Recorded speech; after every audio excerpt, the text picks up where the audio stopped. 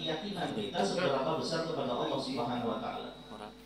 Dan itu yang menentukan adalah ilmu yang kita miliki. Ilmu yang kita miliki. Makanya kita baca dalam hadis-hadis bahwa orang yang makomnya tinggi di sisi Allah itu adalah orang yang berilmu yang kemudian diteruskan dengan mengamalkan ilmunya. Makanya kita baca juga sejarah para aulia itu, mereka kalau kita lihat dari segi amalia itu banyak-banyak sekali. Secara amalia itu tidak terlalu banyak. Karena yang mereka itu sangat fokuskan adalah jangan sekali-kali berbuat maksiat. Kenapa sampai mereka itu begitu fokus luar biasa menjaga diri tidak berbuat maksiat? Itu dikarenakan karena imannya sangat kuat sekali. Sehingga keimanan yang sangat kuat tersebut itu menjadikan dirinya sama sekali tidak berani untuk bermaksiat kepada Allah. Makanya di dalam tingkatan dasar akidah yang kita belajar itu ada Islam, ada iman, ada ihsan. Ada iman, ada Islam, ada ihsan. Tingkatan tertinggi itu adalah ihsan. Ihsan itu sebagaimana disampaikan oleh Nabi kita Muhammad SAW, itu adalah kamu menyembah kepada Allah seakan-akan kamu melihat Allah. Ini namanya maqam musyahadah. Namanya maqam apa? Musyahadah.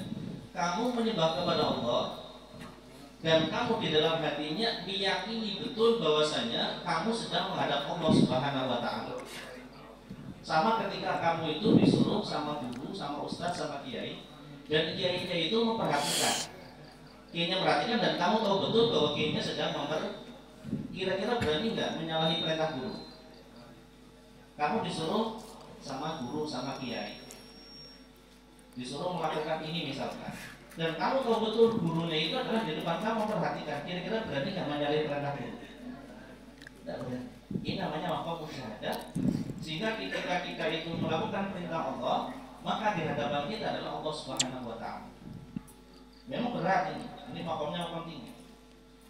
Kalau kemudian tidak bisa kita mencapai maqam musyahadah, paling tidak kita mencapai maqam muraqabah. Muraqabah itu artinya adalah fa in lam takun tarahu fa innahu yara.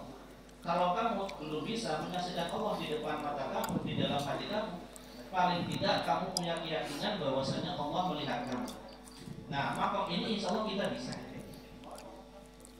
Ketika kita melakukan apapun, maka kita yakin betul bahwasanya Allah melihat kita, betul atau tidak? Panjenengan bisa nggak mencari tempat yang tidak dilihat sama Allah? Bisa? Tidak bisa. Kalau kemudian di dalam hati kita merasa bahwasanya kemanapun kita pergi, bersembunyi dimanapun dan Allah melihat kita, maka kita tidak akan berani untuk berbuat maksiat. Makanya tadi, kalau keimanan keyakinannya sangat kuat di dalam hati karena akidahnya kuat, maka yang mereka lakukan para ulama, para aulia adalah bukan memperbanyak amal ibadah, tetapi fokus untuk sama sekali tidak melakukan maksiat. Tapi jangan juga dipahami kalau mereka tidak banyak ibadahnya kemudian sama seperti kita, tidak begitu. Omongan mereka mengatakan bahwa ibadah saya masih sangat sedikit, itu kalau ukuran kita itu sudah sangat banyak sekali. Diibaratkan kita itu amalannya hanya 1 gelas, kalau mereka itu amalannya bagaikan jangan lautan terlalu besar, bagaikan air di sungai yang juga besar sekali. Kalau mereka mengatakan amal saya sedikit, itu sebetulnya tidak sedikit kalau ukuran kita amal mereka begitu banyak. Akan tetapi fokus mereka bukan di situ. Fokus mereka adalah menjaga hati agar jangan sampai berbalik kepada Allah, agar jangan sampai bermaksiat kepada Allah, karena mereka punya 2 makom. Makom pertama musyahadah, makom di bawahnya adalah makom muraqabah. Jadi ini usulan saya ya, usulan saya untuk panjenengan nanti belajar topiknya yang matang, karena kesempatan bagus sekali panjenengan masih usia muda diberikan kesempatan untuk ngaji dekat dengan orang soleh. Ini kesempatan sangat luar biasa, sehingga kalau kemudian kita isi dengan mempelajari ilmu-ilmu yang sangat basic sekali semacam ini, insya Allah ini menjadi bekal sampai nanti kita tua. Karena yang saya perhatikan, yang saya Tidak saya katakan ini analisa, tidak, tapi paling tidak saya titik orang-orang yang ketika muda itu senang ngaji, walaupun ngaji kuping, itu ketika sudah tua mereka tidak bingung. Berbeda dengan orang yang nggak ngaji, ketika tua bingung. Kenapa? Karena memang begini, orang yang memang ketika masih muda, masih punya kesempatan, sehat dan sebagainya, kemudian banyak waktunya dipakai untuk ngaji, maka ilmu yang sudah diserap sama kita itu tidak akan mungkin rela kalau kemudian ilmunya disia-siakan. Jangan sekarang mungkin sering ngaji dan banyak yang belum kita amalkan, maka ilmu ini akan protes. Kapan saya diamalkan? Kapan saya diamalkan? Sehingga ketika kita itu ngaji lagi, tapi kemudian belum mengamal, akan datang saatnya di mana ilmu itu akan sangat puas sekali protesnya kepada kita, sehingga kemudian akhirnya barokah daripada ngaji kita di masa muda itu sudah diamalkannya di masa. Tapi bukan berarti kemudian kalau gitu saya nggak perlu amal, ngaji aja nanti amalnya itu enggak. Artinya saya titik itu kalau yang mudanya rajin ngaji itu ketika sudah tua jarang sekali yang mereka itu menyanyikan pemuda di masa tua. Ada seorang santri ngajinya sudah puluhan tahun di pesantren.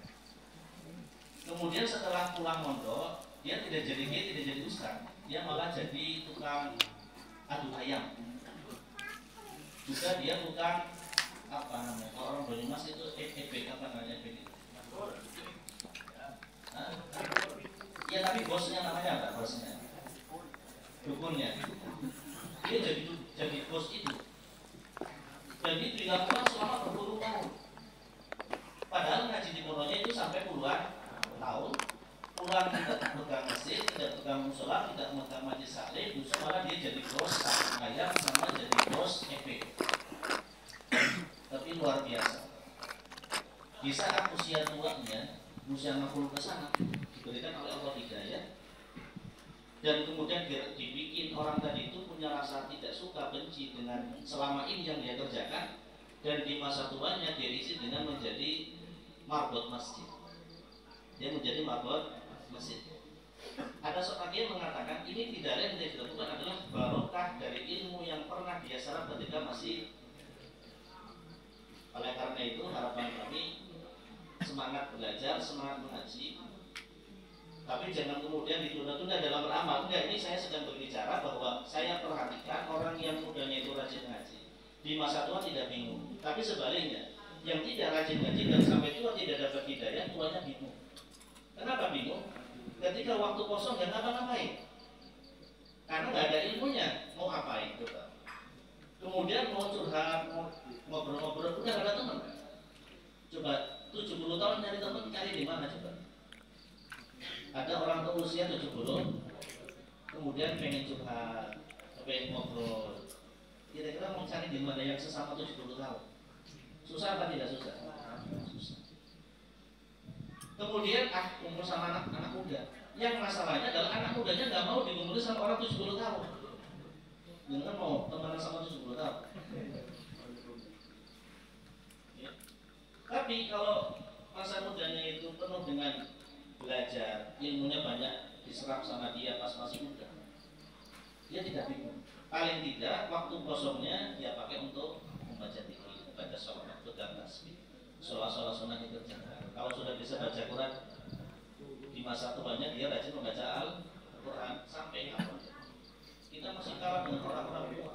Kalau orang tua Ramadan itu bisa sekian kali khataman, dengan berapa khataman kemarin puasa? Berapa? Katanya rajin ngaji. Berapa kali khatam? 1 kali ada. Kita kalah. Padahal kalau kita ukur dengan apa namanya kesehatan kita, kesemangatan kita ukur juga dengan visi kita dan lain-lain, maka mereka jauh kalah. Tapi kenyataannya adalah mereka menang. Kenapa? Karena mereka nggak bingung. Karena mereka sudah bisa baca Quran sehingga tinggal mengamalkan saja. Di masa tuanya mengisi hari-harinya khususnya di bulan suci Ramadan dengan membaca Al-Quran, bisa dipakai dengan hal-hal yang mandur-mandur. Ini yang saya perhatikan. Oleh karena itu kita harus banyak bersyukur kepada Allah karena hati kita dimudahkan oleh Allah untuk melangkahkan hati kita menuju tempat-tempat pengajian, majelis-majelis. Mudah-mudahan ini semuanya diridhoi oleh Allah Subhanahu wa taala. Dan nikmat ini dilantunkan untuk kita semuanya. Amin Allahumma amin. Ini saja yang bisa kami sampaikan. Kurang lebihnya mohon maaf. Wabillahi taufiq wal hidayah.